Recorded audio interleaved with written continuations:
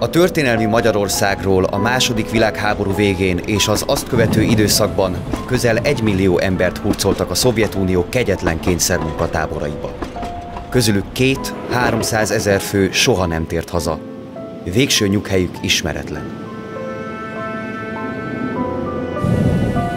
A koholt vádak alapján elítélt politikai foglyok a Gulág rabtelepeire kerültek.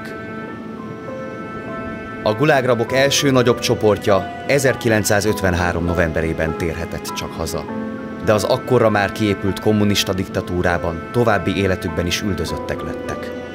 Jogtalan fogvatartásukról soha, sehol, senkinek nem beszélhettek. A rendszerváltoztatás után 1993-ban a túlélők kis csoportja létrehozta a Gulág Alapítványt, hogy emléket állítsanak odaveszett társaiknak. Felavatták a világ első köztéri gulág emlékművét is, a fővárosi Honvéd téren.